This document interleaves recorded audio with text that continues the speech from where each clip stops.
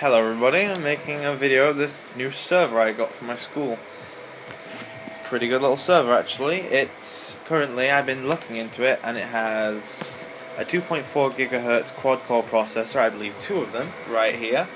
And currently it has 4 512 megabytes of DDR RAM / SD RAM, 2 power supply units to provide for failover, and I'm soon going to have this plugged into my UPS down here. The school also gave me this. I made a little firewall, if you can see it, a little grey thin client over there. 2 patch panels, that's just my personal network. And my current RAID drive. These two drives are now syncing with each other and should be done in an hour or two.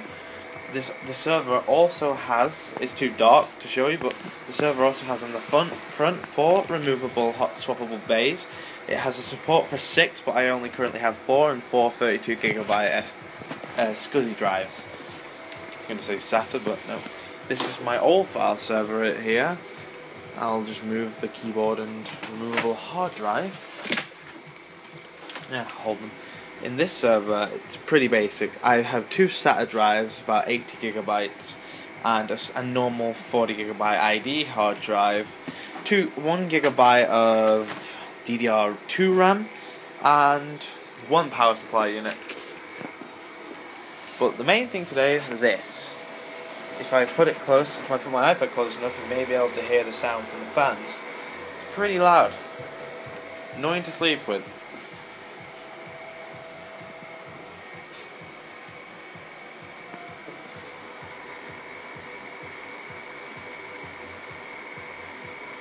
CD drive I use to transfer the operating system. It has a built-in slim drive, but it's not very good. It's a CDR drive, and it doesn't really work very well, but you know,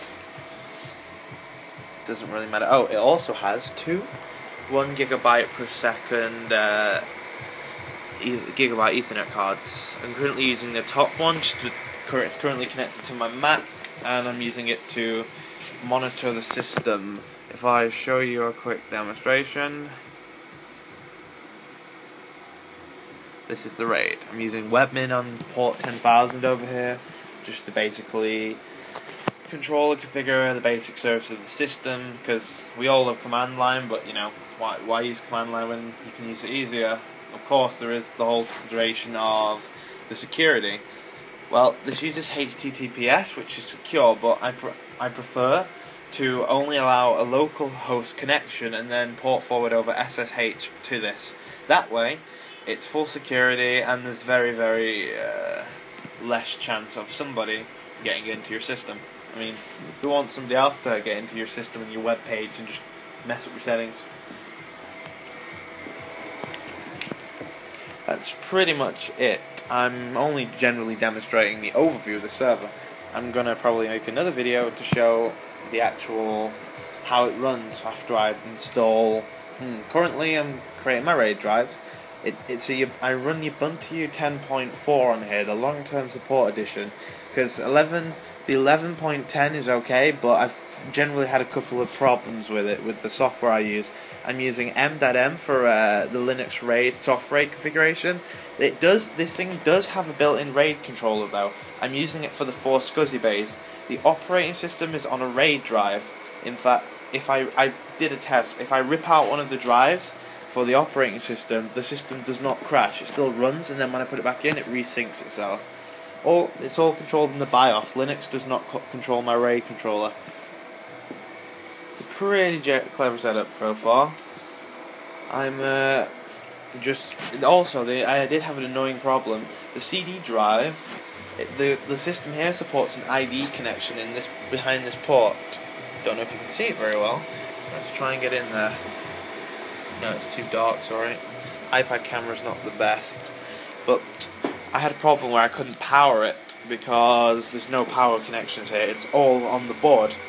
So what I did is I connected the power supply from my old server directly to the CD drive and then the ID into the server. And that way it worked, because the CD drive in the front, as I mentioned earlier, is a bit broken.